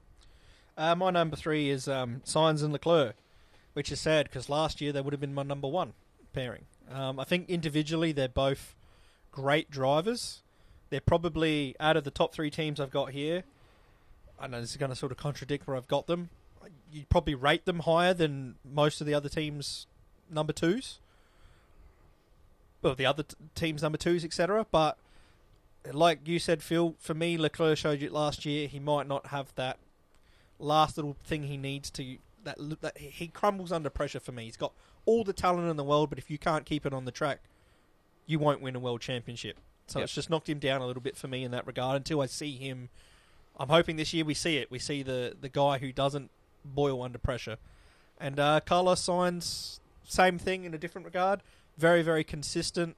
I don't think the pressure gets to him as much, but I'm not sure if he can put in that tiny little bit extra that I feel Leclerc could when it comes to speed. So they're an interesting pairing because if you could combine the 2 of them, they'd be... if you put them 2 together and made one driver, they'd be up there with Max Verstappen. But they're not, unfortunately. So, yeah, they're 3 for me just because, like I said, last year for me, they were the number 1 pairing because I hadn't seen them and in the Ferrari and everything. But this year, last year, like I said, just a little bit worried for both of them. So they dropped a little bit for me. All right, JB, you're number 2? Lewis Hamilton and George Russell. Mm-hmm. Lewis Hamilton, he might be on the backside of his career now, but he can still drive. I think he can still go wheel to wheel. You got to admit, the Mercedes was a dog box until about Silverstone. It took a long time for Mercedes to get their philosophy right with their car last year, and I think they've taken what they got right from last year's car, and they're going to take it into this year. I think you're going to see a lot more comfortable and confident Lewis Hamilton. And you don't need to say much more about George Russell. He can drive. He could drive. He won a race last year. I think he's due to win more races this year. I think as a pairing, they're my second best on the grid. They're experienced, they're fast, and I think the Mercedes machinery is going to help them a lot this year. My number 2? Yep. My number 2 is Verstappen and Perez. Only because of Perez. Like JB said before, out of the top 3 teams, he's probably the worst driver there. But on the counter side, Verstappen is easily for me the best driver there. But as I said with Williams, Albon couldn't drag the sack of shit up. Unfortunately, they can't go that one place a little bit higher for me just because, Perez is the worst driver out of those top 3 teams for me. He doesn't have the killer instinct. He's just there to collect up some points and be a tail gunner for Red Bull. And, for me, Verstappen, we know what he is. He's complete world champion and probably going to dominate again this year. But as a pairing, it makes them number 2 for me. Yeah, I went with Max and Sergio for number 2 as well. I think like Max is a great driver, and he's 2-time world champion and the current world champion. You don't get there by sheer fucking hope. Okay. I think Sergio Perez is a really good tail gunner and really is a dedicated number 2 driver. Yeah. Whether Sergio maintains what he's been doing the last 2 years, this year, knowing full well that Daniel Ricciardo is the reserve driver for the team, that's going to be the big telling point. Whether Sergio cracks under the pressure of knowing that there is a world-class driver who's taking a year off so that he can refill his battery and try and find a seat on the grid. That can compete. That he can be competitive, he can compete. That's got to play on the back of Sergio's mind. Knowing that the greatest enemy to his seat is in his team now. Mm-hmm. That's got to weigh on his mind. It will be a big year for Sergio in that regard, 100%. Yeah. But if Sergio can just stick to what he's doing and keep doing it well, of being the tail gunner, then I think they'll do really well. Sergio, for me, if you compare Charles Leclerc and Max Verstappen and their respective teammates, if Sergio Perez to me is like Rubens Barrichello to Michael Schumacher, whereas Carlos Sainz is a lot more like Felipe Massa to Michael Schumacher. Yeah, it's a good comparison. It's very close. I like that. You know, like that Massa was just that step above Barrichello. Yeah. You know, and the thing was, Massa didn't get to show how good he was in the Ferrari until Kimi Räikkönen came in. Yeah. Then he could step up, particularly in 2008 when he was, that close to winning the championship. So, yeah, but that's my my number 2. Have we done your number 2, John? You have. Yes. Okay. Number 1s. Okay. I'll go first with my number 1 then while I'm here. I've gone with Lando Norris and Oscar Piastri. Wow. That's a big call, my man. Now, that's coming from a McLaren fan. The reason why I'm going for this isn't because that frog is getting really fucking annoying. It's been raining. I think it's just started raining again, actually. Yeah. It is. I can tell it's raining because my Foxtel box keeps cutting out. So, Lando Norris, Oscar Piastri. I think Oscar Piastri has got a lot of market equity. Dragon's Den again. Throw that term around a lot tonight. It's your new favourite term, isn't it? Yeah, well, Market equity. I watch a lot of Dragon's Den clips on the season break. Piastri has got a lot of market equity. I think he has got the talent to back it up. Lando Norris is an experienced pair of hands, but he's still got youth. He's still on the upward trajectory of his career. Yeah. Whether the car underneath them delivers, and I mean, McLaren's already come out and said, we've made mistakes. Yeah, this car is not going to be... Yeah, McLaren are very much downplaying the start of this season. But in terms of raw talent of the two drivers, they've got youth, they've got Lando Norris's experience, and Piastri just being able to jump in the car and go. Well, that's what we said. I think in terms of raw potential, this is the best team on the grid. Yeah. If you were looking at this like you'd look at, say you play, FIFA sport games and you're looking at your wonder kids. These are your 2 wonder kids that you're going to buy every year who are going to be 90 rated in 4 seasons' time. You got to be patient, but they will be. That's the potential these guys have. So if you rate it on that, he's 100% the number 1 pair. You know what I compare these 2 guys to? Last year's Queensland State of Origin team. You remember the third game, how we got rid of, we didn't have Cameron Munster. Yeah. And we had a team that fit more with Daly Cherry Evans' playing style. We had younger players. We didn't have Cameron Munster, but we had younger players that gelled better together. They were hungry. They were hungry, and that's what these two guys Piastri's hungry, yeah. are. Oh, Piastri's fucking starving. Yeah. You know, his pockets ain't empty. He'll take your cutter. The only limit. I got a Fast and Furious reference in. Well Yes! done. The only limit to these guys is going to be the car. machinery, and you can't say that about maybe any other lineup on the grid. Yeah. The limit of this team is the car. Well, speaking of limits, what's your number one? Charles Push it Leclerc. to the limits. Limit! It's Charles Leclerc and Carlos Sainz. Yep. It's Charles Leclerc and Carlos Sainz. Carlos Sainz is still that raw, natural talent, that hungry driver that won in Silverstone, that could have won a few more races had luck on his way. And Charles Leclerc had the most pole positions out of anyone last year, so he's still fast. He just needs the machine to stay under him for a full race. And I think he's learnt from last year. I think he's going to learn not to put as much pressure on himself. And if that Ferrari is as good as it sounds And looks. man, these guys just need the machine to stay under them enough. I think that the key factor with Ferrari this year, and this has been like the underlying thing whenever we've brought up Ferrari this episode, is Uncle Fred. Yeah. I think he is the key. He's the guy who's going to get that potential out of Charles. And he's going to get the potential out of that team because he's not going to sit there and go, well, we'll have a committee. It was a mistake. The amount of times Charles Leclerc asked a question to Ferrari last year and Ferrari couldn't give him an answer. Mid-race. Yeah, Fred's going to be That's like... not going to happen this year. Fred's going to be like, give him a damn answer. Yeah, now. give him the right answer too. Don't Yeah. don't send him out on hard tyres at Hungary Yeah, on a track that's going cold. yeah. You know, I think Charles has done a lot of mental growing over the break, and Carlos Sainz is still Carlos Sainz. He's still every bit the driver he was at McLaren. Well, I mean, look He's still every bit the driver he was last year when he won at Silverstone. look at Carlos Sainz's lineage.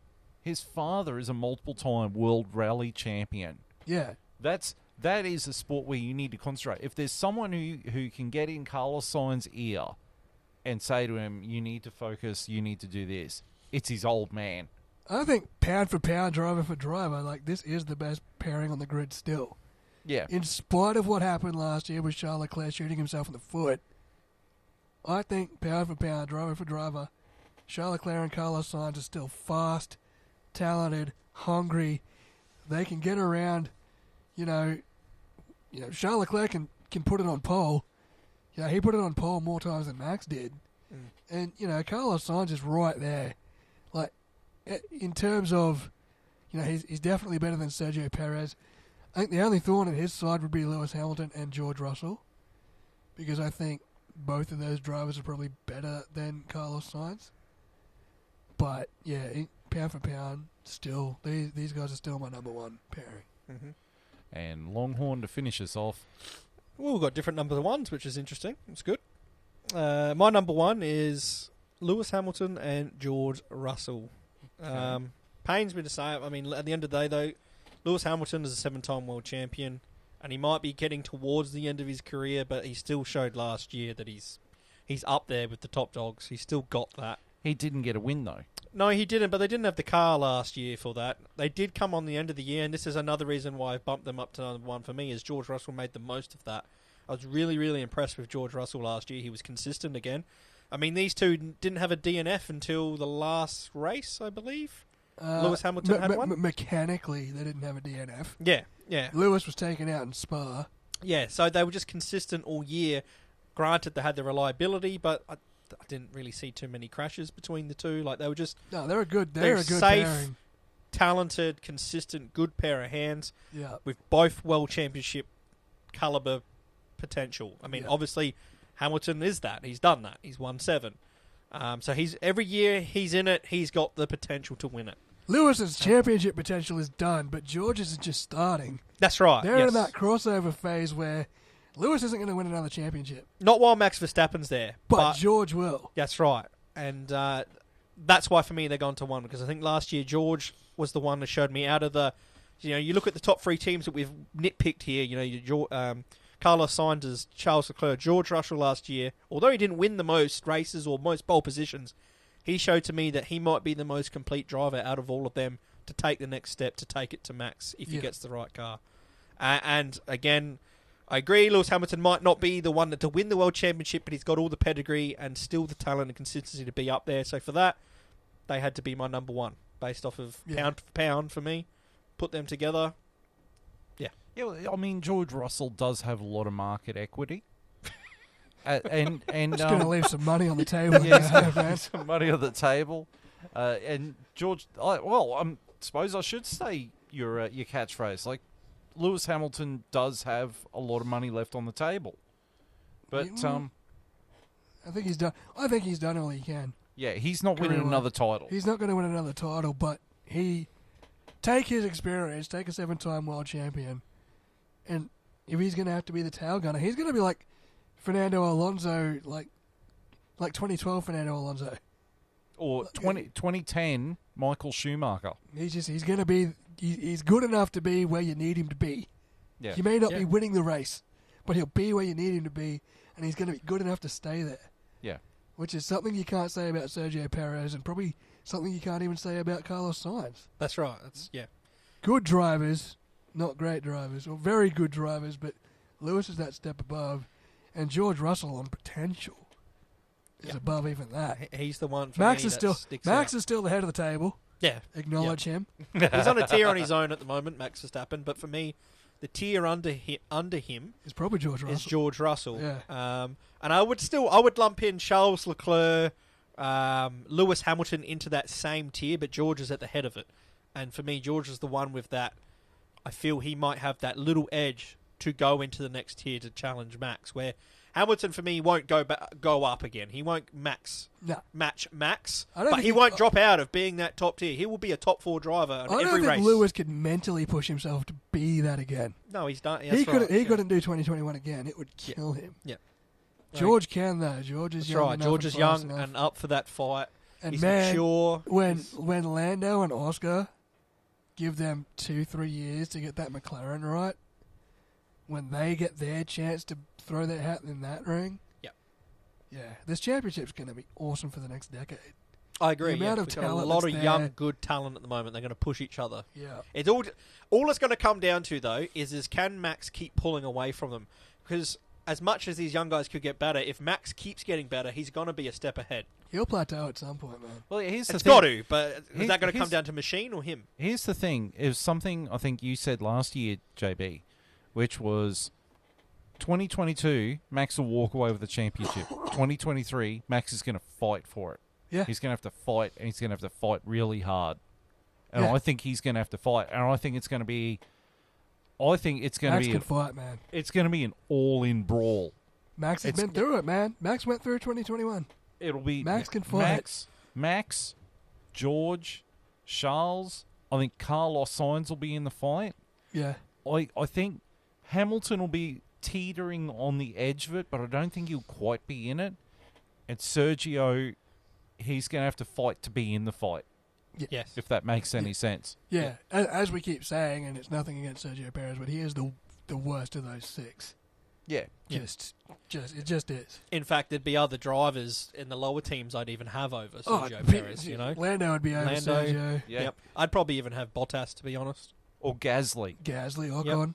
Gasly, Ga- Ocon. Gas- There's quite a lot of drivers, yeah. Yeah. So, All right. Now, we're going to have a quick discussion about the 2026 engine suppliers here. Righto. So we know Ferrari is going to be powered by Ferrari. They're currently powered by Ferrari. They're going to be powered by themselves. shock. Yeah. Same with Mercedes. Currently powered themselves. 2026 is going to be powered by themselves. We know Red Bull. Currently running Red Bull powertrains. Honda. And 2026, they're going to be powered by Ford. Same with AlphaTauri. Alpine is going to be running Renault. Yeah. Yep. They'll be themselves. Aston Martin, I think, are going to stick with Mercedes. I believe so. Haas, I think, are going to stick with Ferrari. But now we get to the interesting stuff. Because there's rumours that Honda has expressed interest in being an engine supplier in 2026. Yes. We know Audi is coming in because they've bought Sauber. So Sauber, currently running Ferrari, going to be Audi. That Honda wants back in F1. I think the rumours are true, and I think in 2026 McLaren is going to swap back to Honda. Yeah, they are having initial talks with getting Honda back on board. Second time around in a much better position than the first time around. And we're getting the McLaren-Honda reunion that we wanted the first time. I think if McLaren's going to do it right, go back to the white and red livery. They better. The Senna livery. We will see. If you're going to run a McLaren with a Honda engine in it, Senna livery. It's got to be red and white. Yep. It's the only way. Yeah. Because if you just slap it in a black and silver, sorry, no, you do not have the spirit of Senna in you. Why not just keep with the papaya, though? The McLaren colour. Because it's not the Senna colours. Yeah, but it's McLaren, not Senna. You're not understanding. No, I know. I'm being devil's advocate, but, like, are we just clinging on to the past too much here, or...? Clinging on to the past as the team running papaya that was its original colour in 1960. That's clinging on to the past more than red and white is. Yeah, but right, that's what I'm saying. It's the McLaren colour. Red and it wasn't the Bruce McLaren McLaren's favourite colour. Red and white was the Marlboro colour. Yeah. Which is why they were red and white for so long. And the black and silver, that initially was West. Yeah. God, that was a pretty car. Yeah. That was a pretty car. Nice. I was watching highlights of the 2003 Brazilian Grand Prix last night, and David Coulthard and Kimi Räikkönen were running that West livery. Yeah. Anyway. Which then goes to, well, we know Andretti are going to be running Renault if they come in. But 2026, I bet you they're going to be running GM, your Cadillac branded General Motors power units. It would be cool to see a Cadillac engine on the grid. Yeah, would. For sure. But then that brings up the question of Williams. Now, I think it was the race put up a video about Williams and their future. Does Porsche still want in? Yes. That's probably their good bet. And I put up a comment saying that Williams, for their future, I think they need to leave Mercedes and take up Porsche. They've got to go up on their own. They've got to take a chance on another supplier. And I had a few people try to lynch me online and say, why are you blaming Mercedes for Williams not doing, for Williams doing poorly? Because they're a C team? And I replied to them by saying, I'm not blaming Mercedes for anything. I think Williams needs to take a chance. Like they did in 1999, I think it was, when they went to the BMW power unit. They always took chances, Williams. Yeah. Always. Like in the 80s, they went to Honda before Honda went to McLaren. Yeah. And then in the 90s, they went to Renault before Benetton went to Renault. Yep. Yeah. So they've always, engine-wise, have Even been on ahead. drivers, they always took chances.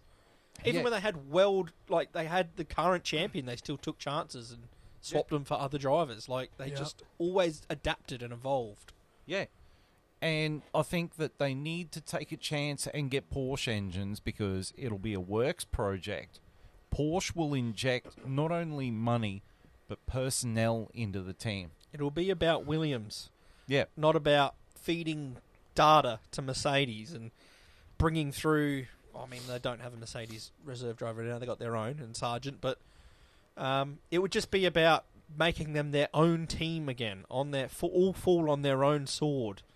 It'll be Williams being the innovators again. Yeah, of their own. Yeah, they're in charge of their own equity, my boy. Yeah, exactly. In charge of their own equity. Yeah. My dream for Formula One is to have every team running its own engine. Yeah, that's mine too. Except, obviously, Ferrari and Haas can do whatever. And no, my dream is to scrap B teams altogether. Everyone has their own engine supplier. Everyone. That's my dream. That'd be brilliant. That's my dream. Haas could be Cadillac. Haas could be Chevrolet. Chevrolet. That's what that would be my dream. Is every team to have their own. That Che- way, every year you could be like, well, instead of just picking out of 3 teams that we think are going to be up there because the machinery, it'd be like, who's going to make the jump this year? You know what I mean? Any team could make the jump.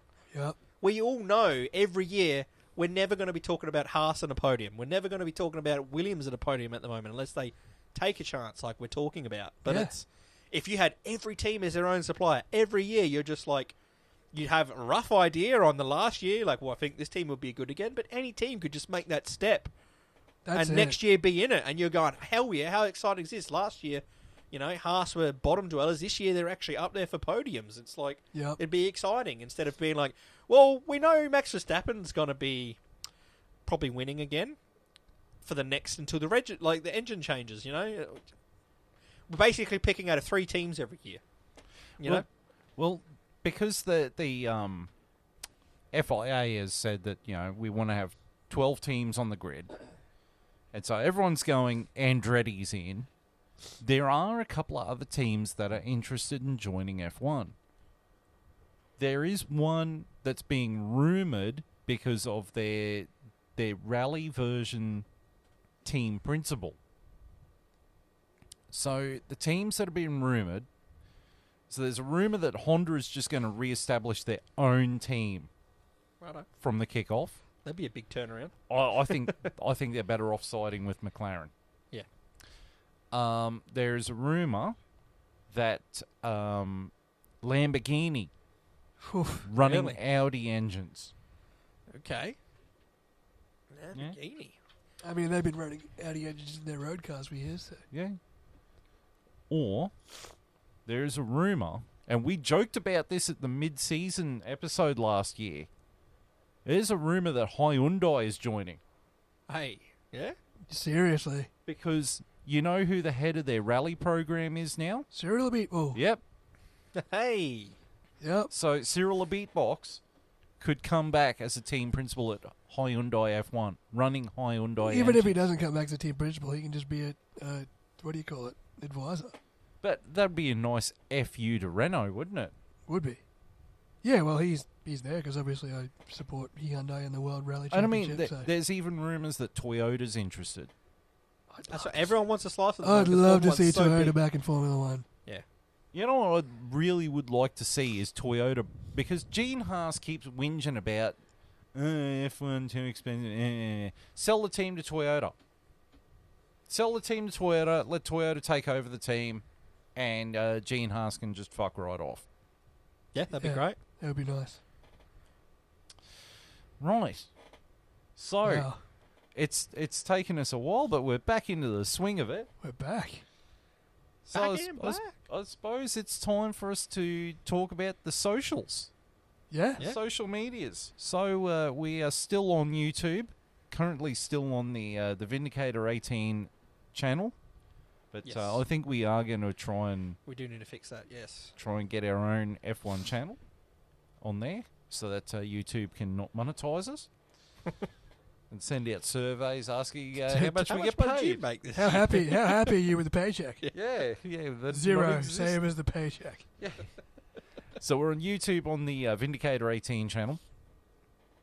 We're on Facebook on the F1 chat. Yes. We're on the Twitter, which is the F1 chat 1. Yes, don't forget the one.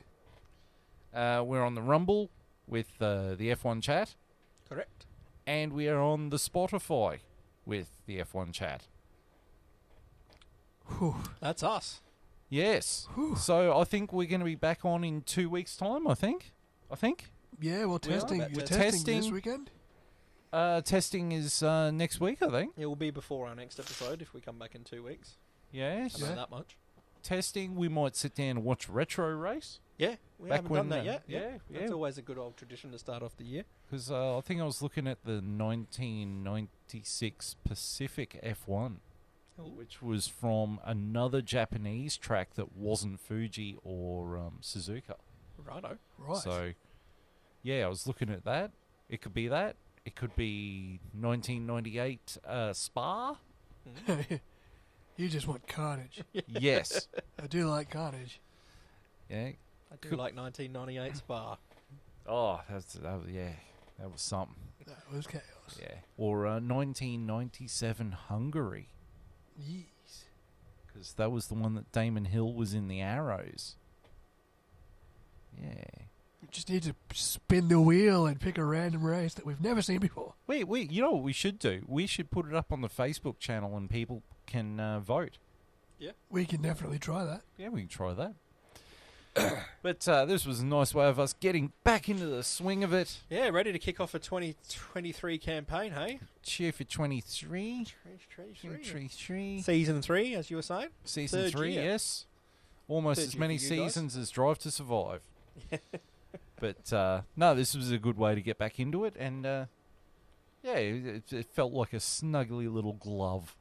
Yeah, we were back in the swing of it relatively easy. Yeah, complete with a frog in the background. Yeah, and I was all sniffling and coughing. Yeah, it's great. Yeah, we're back to being sick again. It's Yeah, back to me just feeling like Fast and sounding Furious like death. references and other assorted references to last year about cutters and whatever. But also now we've got Uncle Fred. Some market equity coming into the Market F1 chat this year. Yep, Yeah, market market- equity, cash being left on the table. And Sneaky. It's the team principal at McLaren. Please, let me touch your feet. Editing this is going to be a pain in the backside. Looking at that photo of Andreas, Stella. Stella Rossa. Yeah. Right. Right. Right. Wrap it up. Right. We're going to serious ending. Right. Here we go.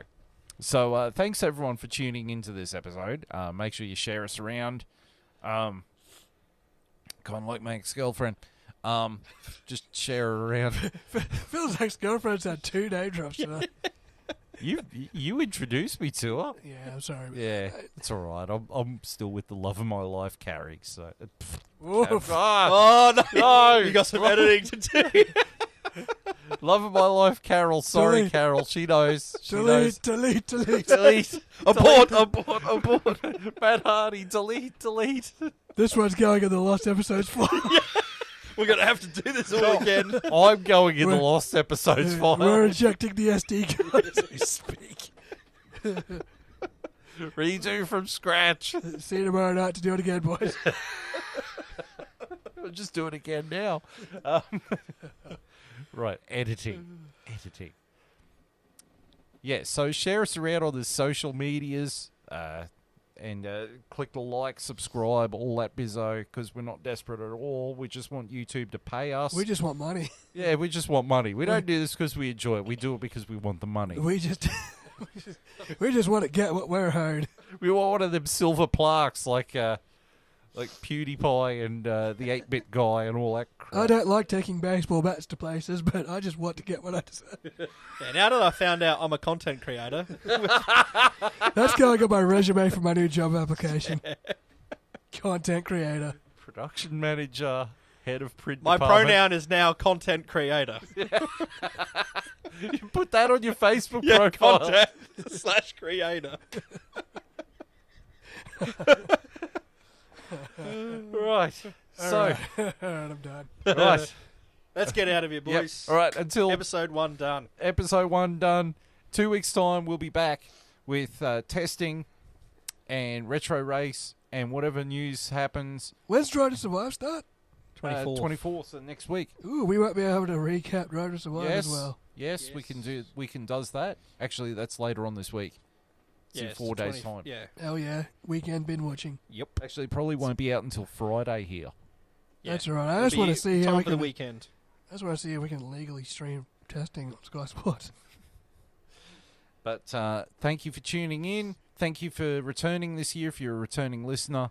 And we will see you in 2 weeks. Until then, it is goodbye. Sorry, Carol.